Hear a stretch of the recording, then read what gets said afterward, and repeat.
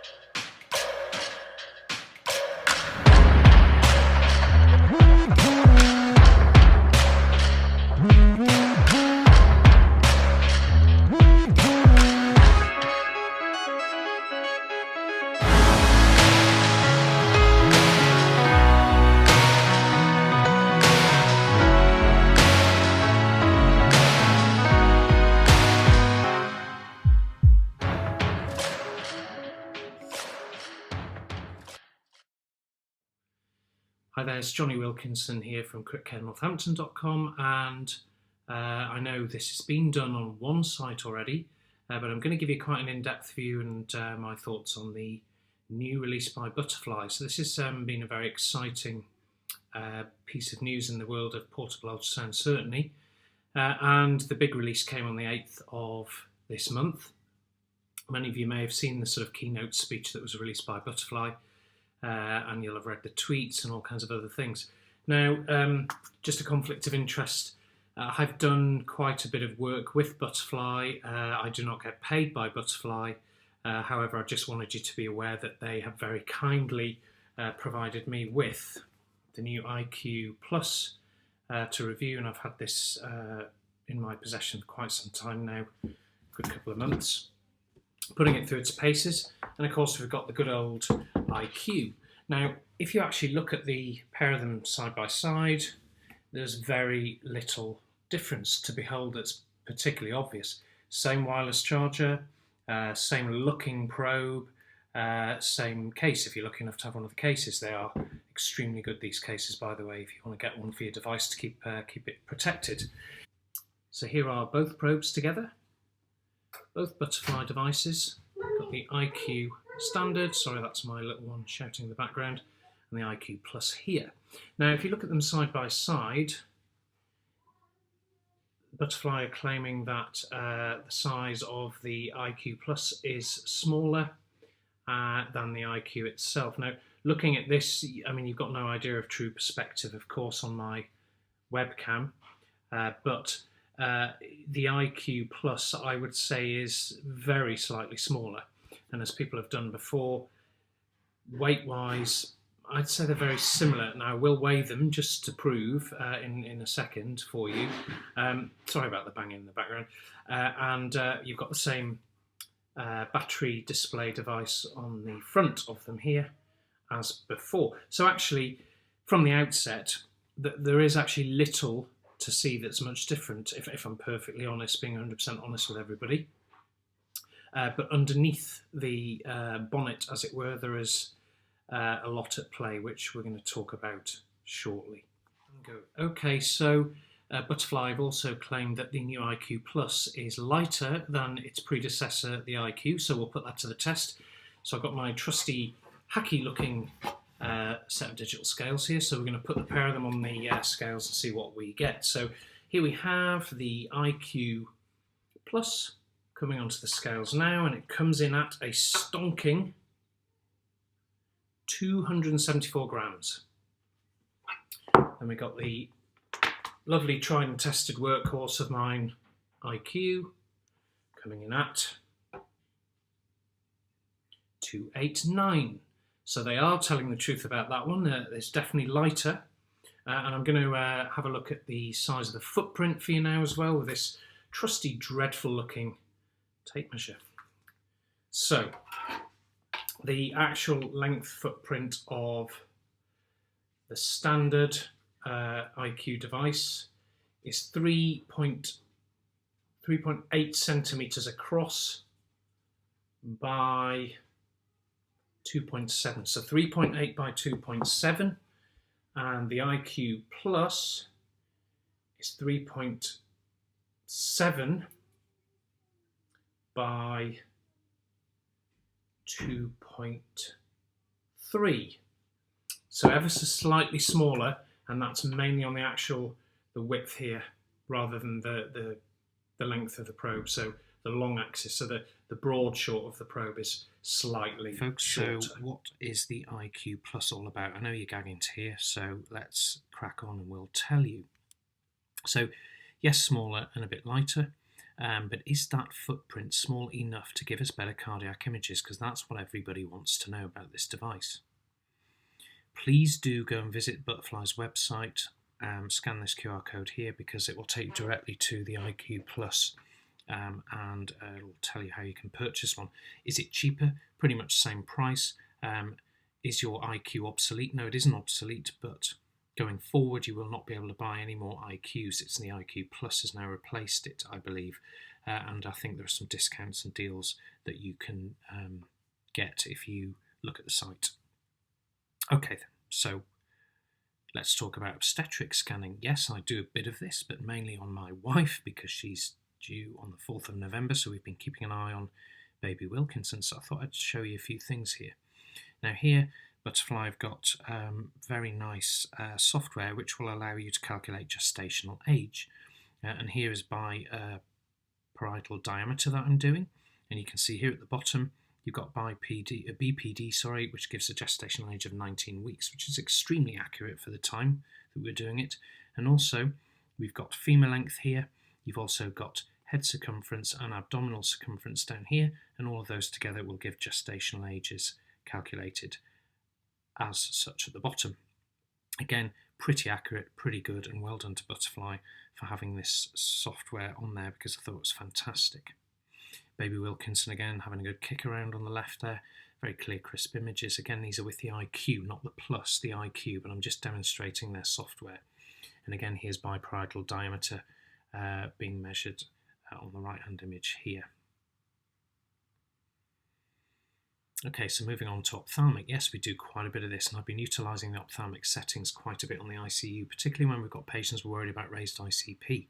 Now, the cutoff of 0.6 centimetres is the one, so it's good to use ultrasound to give you some semblance of assessment as to whether ICP is up.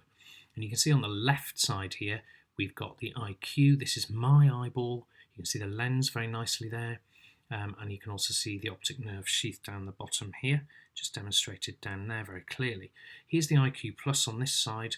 It's a bit more grainy in image quality. May have run out of a bit of gel here admittedly, but it is a little bit more grainy. But again, here's optic nerve sheath eminently measurable, so that's nice.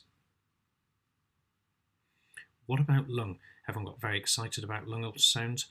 Interestingly, during COVID, when they weren't as excited before, but there you go. It was indispensable having a Butterfly around the time of COVID, and I would not be without mine.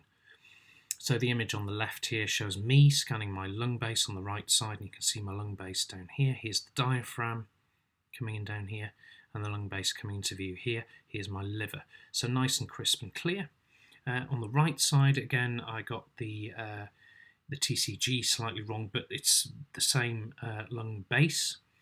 More of the Morrison's pouch here, the kidney and the liver, and here is my diaphragm and the lung base. A bit more grainy.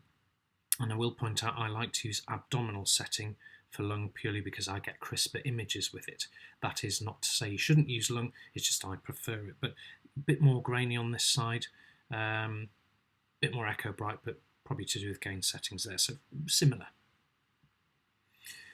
Looking at sort of lower depth, more high frequency settings on lung, beautiful pleural slide visible here with A-line profiling all the way down here. From the IQ, and on the IQ Plus, again you know it's IQ Plus because it says investigational use only while I was trialling it. Very good visualization of pleural slide and A-line profiling. I'd say this one's a bit crisper from the IQ Plus, so very nice. What about cardiac? The burning question, is it better? Because everyone had issues with butterfly IQ's cardiac not being the best it could be, but again, limited by that larger footprint probe. You just can't get in between the ribs to get the appropriate window. So is it better having the IQ with that slightly smaller footprint? Well, in answer, parasternal long from the IQ here, parasternal long from the IQ Plus here. This one is crisper, definitely. This one, I would say, has got a better frame rate and a better processing section to it, if you see what I mean. So I think it's obvious that the IQ Plus has got a faster processor than the IQ has. I think the image is better on this side than this side. It's more grainy here, but again, it could be I run out of gel and a slightly different position of the probe, but I think they're, if anything, pretty similar. Here's an amyloid heart, clearly very echo bright and very crisp and clear on the short axis view at papillary level and various other levels from the IQ. Here's the IQ Plus, me fiddling around very rapidly trying to get my short axis and view tilting to the left and everything. Again, struggling to get the window really due to the size of the footprint of the probe. I have had better images from the short axis view with the IQ Plus, so this is not the be all and end all one, I've got to admit. But again, I think it's a little bit grainy still, and I think it is still more difficult than the smaller phased array probe to get decent cardiac images with it. Subcostal view, fairly comparable to be fair. I don't think you can see that much difference between the two. So really not much to write home about there. So really for me, cardiac so far, I don't see a massive difference, although Butterfly do claim that their cardiac image processing is a lot better. I couldn't tell. I couldn't tell from trialling it for quite some time either. There isn't sort of a huge difference you'd write home about and go, they've really cracked it here. IVC view, quite crisp on the left from the IQ. Nice view of the vessel here and a pleural effusion down the bottom. And this is the IQ here. It's a bit more grainy. Now, nerve blocks. I wouldn't go anywhere without my trusty Butterfly for blocks. I don't use anything else now. I don't need to, so it's so versatile for these. And at the higher frequency end of the spectrum, very crisp. So here is me labelling up for a trainee the interscaling groove, local anaesthetic spread around C5 and C6 here. And here is me performing one of the blocks. You can see lovely clear view of the needle, clear view of C5, 6 and possibly C7 there. And the local anaesthetic building up here as I inject through. So really, really nice device for nerve blocks, really good. And the IQ Plus is probably I think gives even better images than the IQ for this.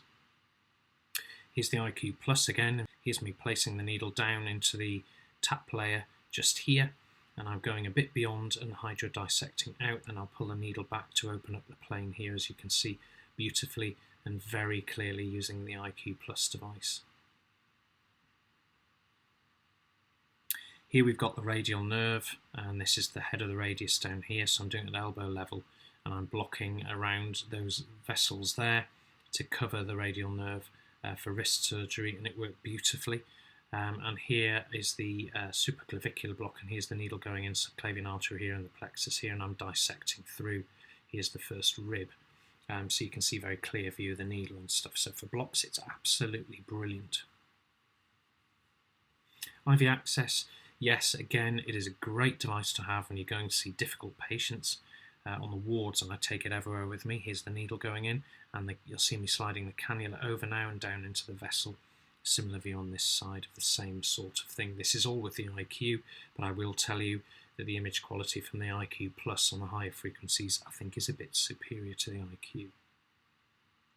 Another one just showing a catheter sitting in the IJ that I just did to prove it was in place. Now, why is the IQ Plus better? Why should you buy it, and what other features does it have? Well, it does have pulse wave Doppler, ladies and gents. And I've played around with various parts of it. You can angle this beam beautifully. You can vary the gate where you want it to be on the line. You can completely reverse the angle so you get the correct flow direction according to whether it's a vein or an artery. And here is my IJV with a venous flow pattern with a respiratory variation. And here, of course, is the arterial pattern of my carotid artery. So that's fantastic. Auto ejection fraction calculation. It isn't new and it is on the IQ. Here's the IQ doing it. And you can see it's a bit grainy and a bit flish-flash and takes a bit longer. The processing power of the IQ Plus is far superior and it does it in seconds and reasonably accurately. But again, cardiac windows are difficult to get because of the size of the probe, so you need to have pretty damn good images before it will be happy enough to give you a decent reading.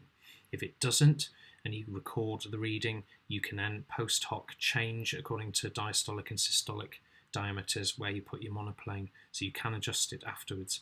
But again, it's hard to get really, really good, decent apical images unless the subject is pretty much perfect, I was finding. Bladder. This is amazing. See the speed on the left side of how this probe calculates bladder volume. It is so quick. And here is the beautiful 3D view of the bladder, and there's the number of mils you get. I couldn't believe how quick this was, and Butterfly are telling the truth 100% when they say the processing power has improved in the IQ Plus. It certainly has, because here is the IQ doing it. Very jolty and takes a lot longer, so I definitely agree processing power is far superior. Just to demonstrate here, another feature is their needle tracking, needle highlighting software. Me doing an interscaling block here without it, then I turn it on and you can see a blue streak appear as the needle is caught under the probe, and this is quite nifty, I think. You can see reverberation artifact below though, but I think this would be amazing for training people and teaching how to get the probe exactly where you need it over the needle, because if you don't, you won't see a blue streak at all. For IV access, here's me fiddling around with a phantom. I'm just demonstrating how beautiful this is at the shorter depths for needle tracking for IV access peripherally. So I think they've got a winner on here, again for teaching and for actual IV access itself. So this is brilliant. Now then, finally, why has it been so good to have a Butterfly? Well, I've picked up no end of pathologies. There are so many I can't even start to tell you about them, but I've picked just a few to show you, and the IQ Plus is going to be another trusty thing in my armoury. So here I went to assess a very frail patient for an operation. I very rapidly, having placed the probe all over this poor chap's body, assessed he had poor LV function. He also had quite torrid MR. And he also had severe TR with a very awfully centric TR jet down here, which I haven't shown, but moving down his body I picked up that he had this incidental 4.14 centimetre abdominal aortic aneurysm, and he had a CT and it measured 4.12 centimetres, so I wasn't far off, but his surgery was cancelled because he certainly was not fit, and indeed he wasn't even fit for an aortic aneurysm repair even under EVAR, so unfortunately the Butterfly probe was the demise of his surgery, but probably not the demise of him because he certainly didn't undergo a procedure that could have killed him. So good on the probe. Optic nerve sheath measurement, here it is, 3 millimetres down, and this is measuring 0.5, so it's below the 0.6 cutoff, so we weren't too worried about this patient having raised ICP, but it's very quick and easy to do. Again, this is with the IQ Plus. Really good image. Now this one isn't such a good image because the patient was very difficult, but again it's the IQ Plus. And what I want you to see here is that we've got a very dilated and widened aortic outflow tract here, measuring probably about 3.1 centimetres. This chap was under surveillance, and again we get used to very grainy looking, indecent images, if you like, because of ICU and ventilators and so forth. He was being ventilated at the time, but it definitely shows a widened aortic outflow tract there. Typical ICU patient post-operative on TPN, unfortunately, and here we've got ileus demonstrated beautifully, and the small bowel is absolutely loaded and is not peristaltic. So again, IQ Plus demonstrates that nicely with really, really crisp and clear images. Patient with biliary sepsis, and there is the stone that I picked up with the reverberation artifact coming down the back just here. Very, very clearly demonstrated and really swift to pick up. There's also stone blocking the duct here, and you've got a widened neck, so that could have been one of the reasons this patient was so sick. And here, just an incidental kidney picked up. I wasn't actually scanning for the kidney, but I thought this image was nice, demonstrating the pyramids beautifully in the calyx and so forth. Power Doppler on the kidney can demonstrate some flow that's very difficult to detect as well. But if, again, Butterfly could have the ability to put pulse wave Doppler on some of the curvilinear images so that we can measure flows with resistive indices and things for vexus and for hepatic portal and hepatic venous flows, that would be amazing. Also, the ability to use pulse wave Doppler on the phased array section of the probe. I know that's asking a lot, and you probably need a massive machine to do it, but it would be brilliant and utterly amazing if Butterfly could do that for us. Pleural effusions, yeah, I picked loads of those up with this. Here's a large one, here's the lung, and here's the diaphragm down the bottom. And on this side, you've got pleural shred, B-line profiling from the back, and the paramnemonic effusion visible anteriorly here, and the diaphragm coming down there. So it's a great device, very clear for lung ultrasound. And again, horrible Gacki pleural effusion fibrin stranding. And here we've got paradoxical diaphragm movement visible with a massive pleural effusion. And we actually use the Butterfly probe, and have done several times, to guide intercostal drainage. What I do is scan with the curvilinear image here, get the most area of black I can find, and then what I do is move up to the linear aspect of the probe and place the ICD in under needle guidance, directly visualised with ultrasound. So the IQ and IQ Plus are great devices for that. This is Yale Tung Chen, and of course he did his diary of COVID, and of course the Butterfly probe was indispensable during COVID, covered nicely, kept clean, etc. But here we have very bunched up heavy B-line profiling with thickened pleural layer and some visible A-line profiling. As the disease progressed with Yale, he got some basal consolidation becoming visible here, and he's also got far more B-lines as he became more short of breath. So thanks to him for those images. A great device for lung ultrasound. Getting to the end now, here we have femoral artery, femoral vein. Here's me compressing it to prove there's no DVT, and here are the flows subsequent. Patient came in, PA arrest, and Ross and I put the probe on down in resus, and here is clearly the cause. There was a pericardial effusion, huge one, which shows a clot, which is mobile, and some active bleeding, diastolic collapse of the RV. So I think he tamponaded and arrested. When I scanned further down, found this huge aortic aneurysm with blood inside it, so I think he'd ruptured. And unfortunately he didn't survive, but this took all of about 3 minutes to find, so it can give you a very high yield and a lot of information. Finally, patient came in with LAD stenosis, went to the cath lab. You can see the septal anterior and lateral portions aren't contracting too well here, and I'm moving through the different levels of the short axis view, but again, beautiful images and very helpful when you contact cardiology to get the lab ready for patients. So there we go, there's a series of good images from the IQ and where I could, the IQ Plus, trying to compare them.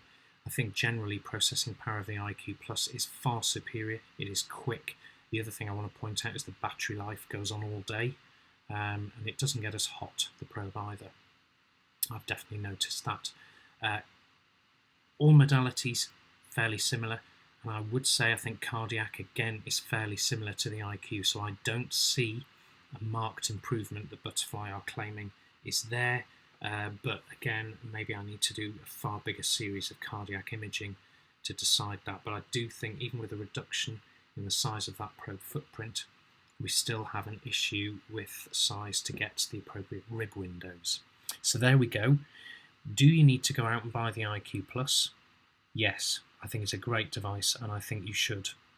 I think it will form an indispensable part of your armoury as your fifth pillar of clinical examination in insonation, and I think they are indispensable devices to own.